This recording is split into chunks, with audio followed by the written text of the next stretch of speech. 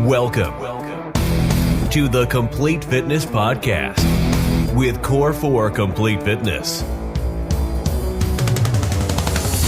Your episode is starting in 3, 2, 1.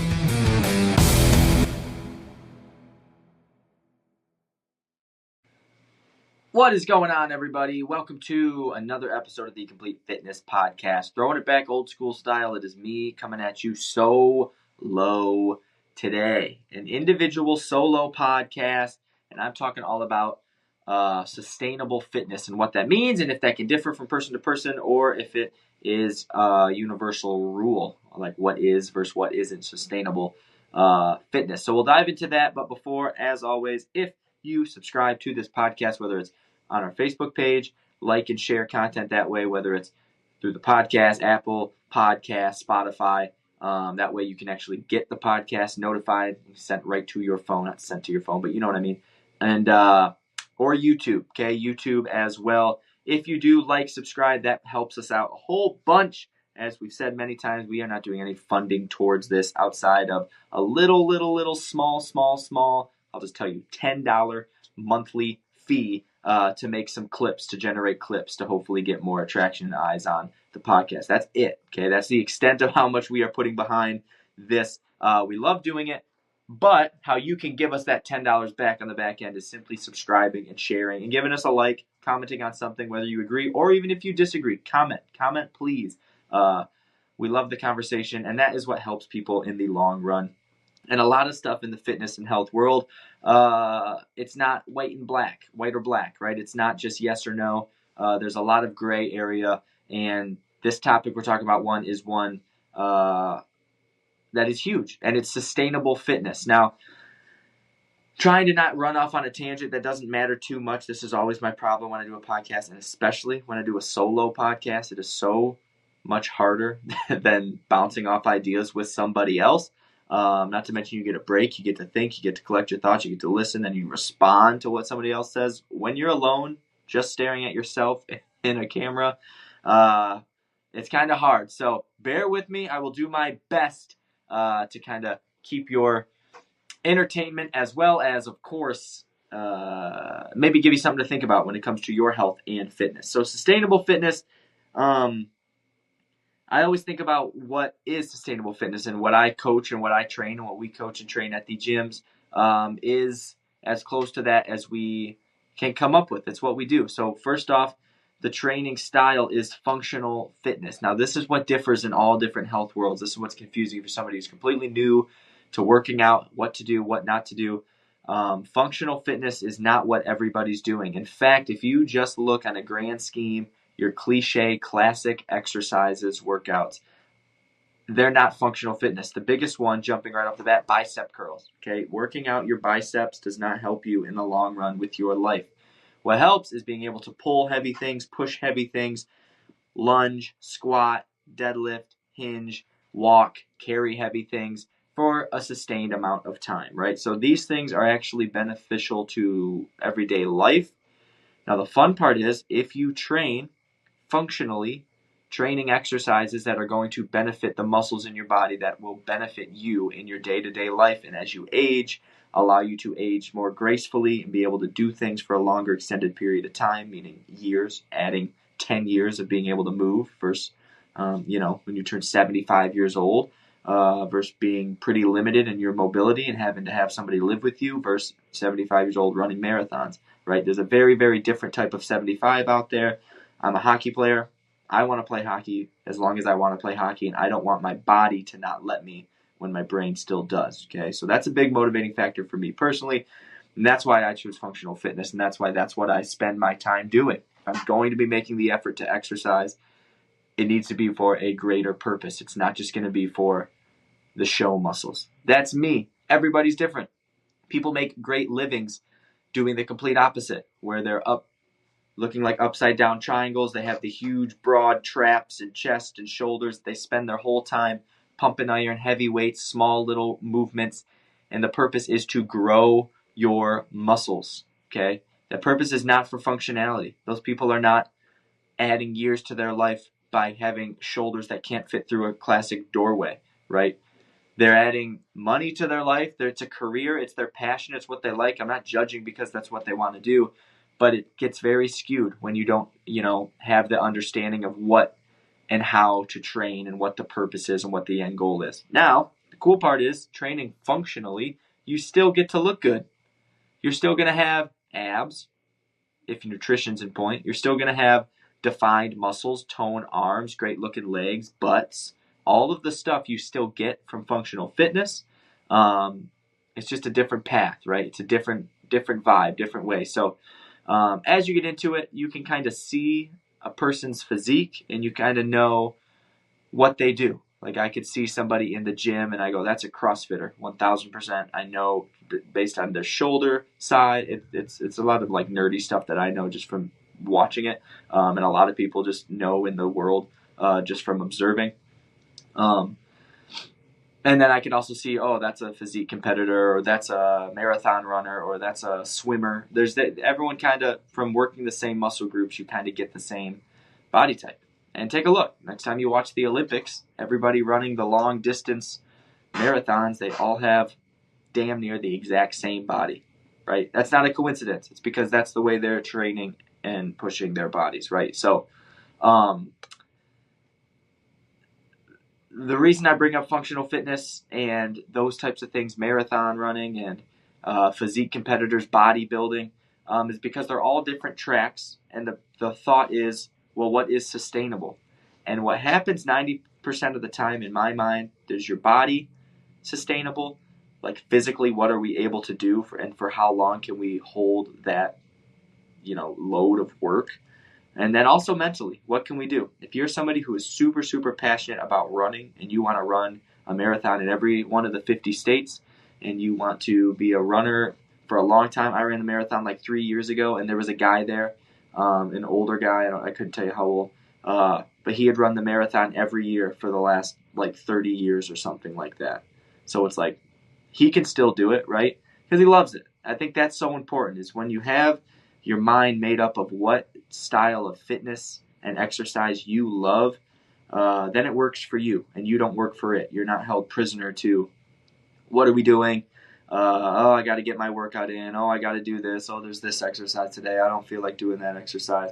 And there's some points when we need to, some points we want a physique a certain way. We want to feel a certain way. And that's going to come from doing an exercise that we might avoid. And that's why it's helpful to have a nice coach or teammate or somebody in your corner going, I'm sorry, today's thrusters and burpees. I know you don't want to do thrusters and burpees. They're hard. It's very, very hard. Endurance, cardio-wise, it's going to burn up your quads. You're going to feel challenged. But we got to do them because if you don't do them, you're just never going to do them and you're never going to excel in that area. And there's going to be a whole level of your whole functional health that you just never tap into. And it could be setting you back or holding you behind. So the mental aspect of what is sustainable, I think, is huge and not often talked about because I like to think about professional athletes, like an NFL player, for example. Well, actually, you know what? I'll bring that into physical. Never mind. I'll change that. It works twofold, like everything. But the CrossFit world, I did CrossFit for a long time. Absolutely loved it. Still love it. But it fully changed my life, set me up to be the person I am, the type of athlete, if you want to call it that, I am, the coach I am. I mean, it launched my whole entire career in a sense, right? I met some great coaches. I fell in love with just exercise and movement and the way that the body should be moving and what we need to do to protect our body. And I've applied that to every single person that has walked into the gym doors that I've coached over the last, 9 years or however long it's been. So everything kind of stems through that functional fitness, what I value, what I think is important, what I'm not wasting time doing. It all comes from there. It's rooted in there. Now, also rooted in there is the super competitive, doing a lot of stuff that I don't have a reason to do anymore or really want to do. So physically, I'm not in the mood to do stuff like 100 thrusters for time or, snatch 175 pounds or do, 40 400-pound deadlifts and then right into ring muscle ups and do handstand walks and handstand push-ups and wall walks and single leg pistols. There's a very, very intense on your body aspect of it that I more or less outgrew. There's a time and place. I still love picking up a barbell and love cleaning. I just did last night. We have a barbell club. So I still love it. And there's a lot of exercises I do, but everything I do stems from there, right? Everything I'm doing now, have altered to my life now. I always say this, my goal then was just be the best at the workout, at the exercise. So it's a totally different school of thought. And if you've never done CrossFit or been into the CrossFit world, it's a sport, right? So you compete. So everybody's doing the same workout, but you're doing it for time and you're trying to see who does it the fastest. So the workout's 21 thrusters, 21 calorie row, 15, 15, 9, 9.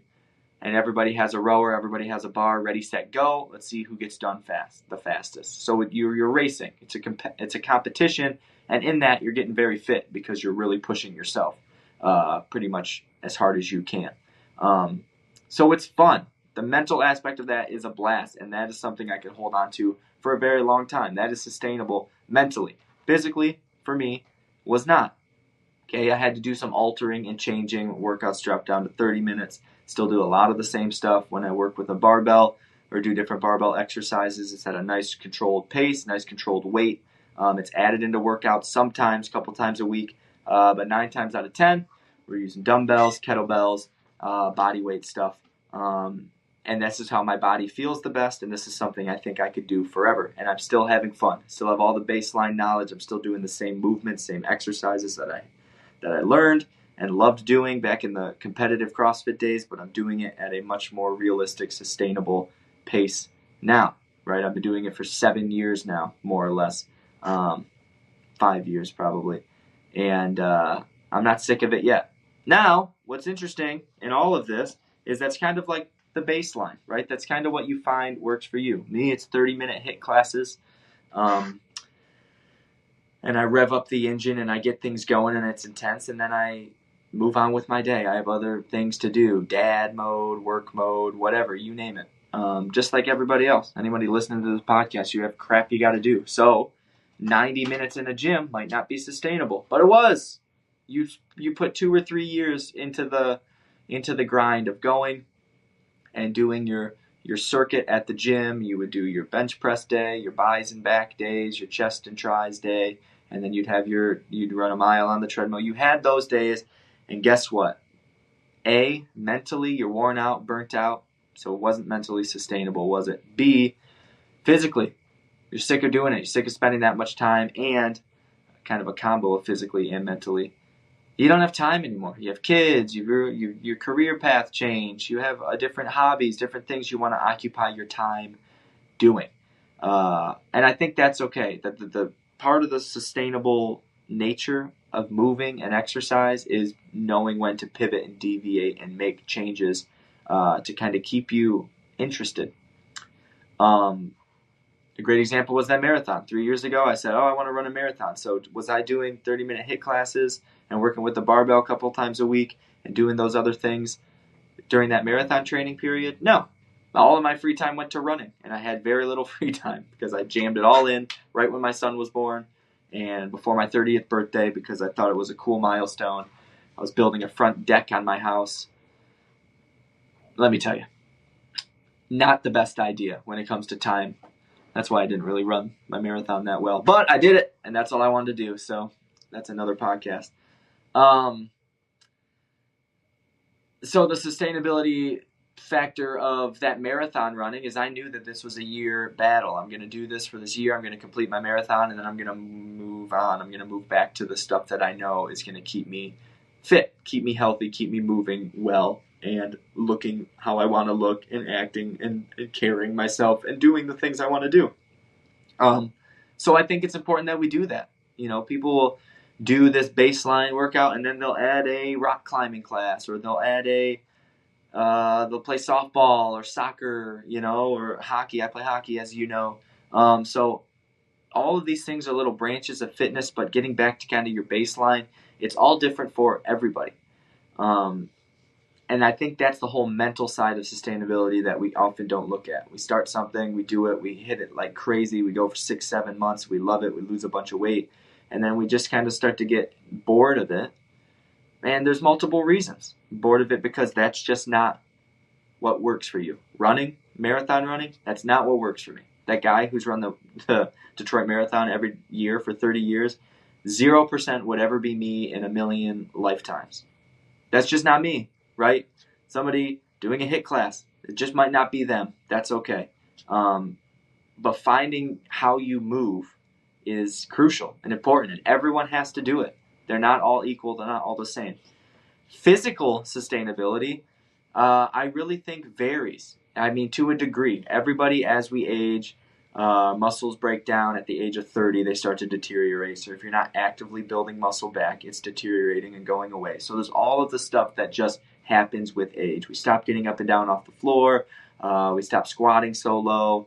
All of the things that we do as we age. And this is all just including stuff that doesn't happen out of our control. We could get like an accident and hurt ourselves and then have therapy and never the same after this. There's things, a million variables in everybody's life, but we're just talking kind of big picture, vague. That type of sustainability is, I would call it semi-universal. And a great example is, circling way back, the NFL players or professional sports players. I use NFL because they usually have like a short career. So from the time they're in high school, they're bodybuilding, right? They're doing bench press, they're doing deadlifts, they're doing cleans, they're doing squats. And it's all just, that's functional training for their sport, right? They need to be big, they need to be strong, they need to be able to push around somebody in front of them. They also need to be athletic and cut and jump. So that's why they're some of the best athletes in the world. And physically, they're all absolutely in the best shape you could see. Not all of them. There's some big linemen out there, but those guys are so damn strong. It doesn't even matter what their physique is. They're amazing, right? It's like a sumo wrestler. You never mess with a sumo wrestler. You never talk bad about their figure because those guys could eat you alive, literally. So it's the same type of jam, but 90% of the NFL is absolutely ripped and cut, and it's because this is what they've spent their whole life doing, right? But NFL careers, I wish I looked up these numbers, on average are like 3 years long, right? So they're very short, and on average end by the age of like 35, 33, 34. That's considered old in the NFL. If you're 35 and still playing in the NFL, you are a seasoned veteran. You're old, right? And then Tom Brady was 45, and everyone was like, oh my God, how does he do it? It was amazing, right? It's not going to happen again. Aaron Rodgers is trying, but he's just got an ego issue. He sucks. He's like 40, 41 or whatever. His days are done. It's obvious. He looks 41. Let's put it that way when he's playing. Anyway, so that's an example of, I don't know how sustainable it is to push your body that hard, to put your body through that much for that long. How realistic is it? Can you do that until you're 50, 60, 70? Science and just statistics of NFL players says no. There are people. Terrell Owens is like 50, and he looks absolutely great. Could he go play an NFL game? Probably not. But does he look pretty much the same? Maybe. He probably looks a little, he obviously shrunk down a little bit because he's not working out as intense. But I'm sure the guy's still in amazing shape physically. He probably looks really in shape. He's probably stronger than the average bear. So that's kind of case by case, but I think when you look at it big picture, no. These guys retire at the age of 35. They go, oh, that's not me. And then you see all of the old retired NFL players. They come walking out and they have limps and they're walking and they're overweight and they're this and they're that. And it's just because, yeah, they burned fast, right? They lit that wick at the start of their career and they went all out, balls to the wall, because they needed to. It's what was demanded. That was their career. That was their passion. That was their job. That was their love, right? So, I guess the purpose of this podcast was to think sustainability and think about it as a personal thing. It's different for everybody. Someone sustainable is a marathon once a year for 30 years, long into his later years of life. Okay? Someone sustainable is a 30-minute class, 4 days a week, and we can carry this on for as long as we want. Someone sustainable is walking 10,000 steps a day. Someone sustainable is doing CrossFit long into their later years. Everyone's got their own sustainable mentally, but then physically finding what truly is sustainable. I think big picture, it's not over the top anything. It's not 7 days a week. It's not hyper focused on your calorie burn and redlining and getting your heart rate up into the 200s or 190s every single workout. It's not pushing in a grand scheme. It's not.